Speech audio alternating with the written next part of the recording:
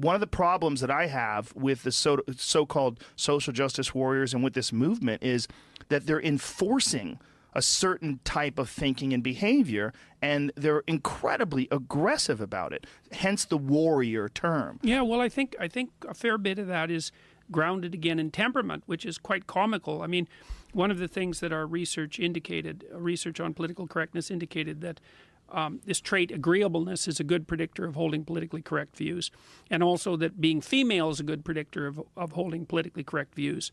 And I think part of the reason for that, and the warrior aspect to it too, is that agreeableness is a maternal instinct trait, roughly speaking. And you know, human beings have very powerful maternal instincts. That's true for women and for men, because men are very involved. Male human beings are very involved in the raising of their children, which makes them quite different than many large animals. On the one hand, if you're very maternal, you're very compassionate and protective of those that are within your kin boundary. And you can try to include more people in that if you want. And that's the political goal.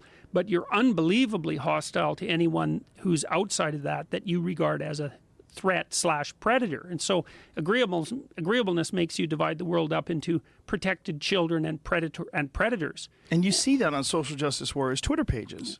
I mean, I follow a bunch of them, and I go to them and I watch this, incredibly supportive, to ridiculously so, in terms of like mediocre expressions, tweets. That, oh my God, it's so brilliant, and it's like you're saying almost nothing. Yeah. And they're so incredibly supportive of the people that think along their lines, and so incredibly hostile. And this idea of shaming people that don't agree with them, not interacting with them, but almost immediately insulting them, almost immediately marginalizing them, which is ironic.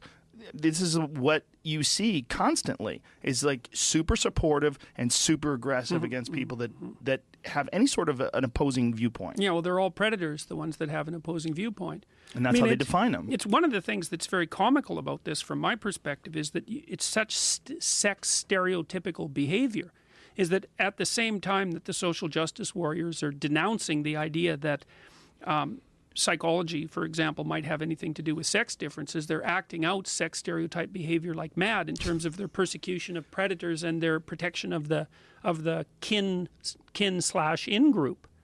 So